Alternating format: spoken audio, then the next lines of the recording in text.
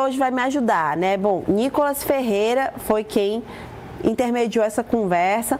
Eles dois já comentaram, o Nicolas pediu, liga para ele, daí tudo ficou bem, muito bem.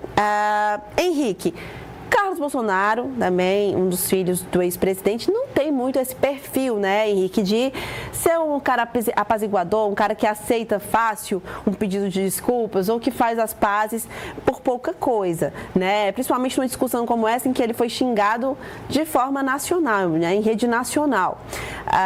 Dessa vez, mesmo ele sendo chamado ali de retardado por Pablo Marçal, ele tomou essa iniciativa de procurar e trazer aquele tweet que acabei de mencionar.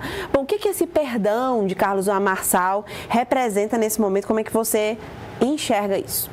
Bom, boa noite, Raquel. Boa noite para quem está acompanhando a gente aqui no Povo News, segunda edição. Eu acho que existe um jogo de interesses muito claro a partir de agora. Não é o Marçal que está correndo atrás da família Bolsonaro. É a família Bolsonaro que está agora atrás de Pablo Marçal, diante desse resultado surpreendente, de fato, que ele tem obtido, segundo as pesquisas lá em São Paulo, né? Aparece na frente, cresceu quase 10 pontos em pouco tempo. Então, o bolsonarismo, de modo geral, já havia migrado e continua migrando para o Pablo Marçal, mesmo sem autorização do Bolsonaro. A gente já comentou, inclusive, aqui no Povo News, Bolsonaro não tem controle sobre essa base.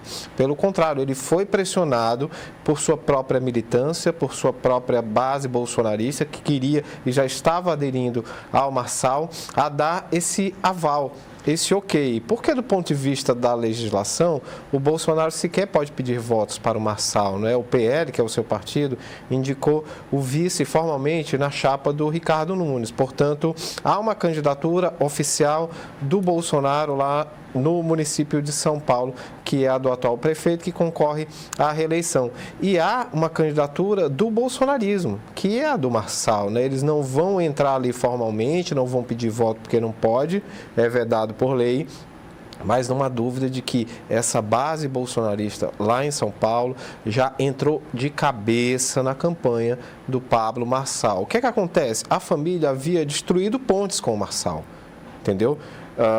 Elegeram o Marçal como alvo, foram para as redes sociais em bloco, Carlos Bolsonaro, Flávio Bolsonaro, Eduardo Bolsonaro e o próprio Bolsonaro, para xingar o Marçal, que respondeu, inclusive num tom adotado e com o qual ninguém havia ousado utilizar contra a família Bolsonaro, e não se tornou alvo.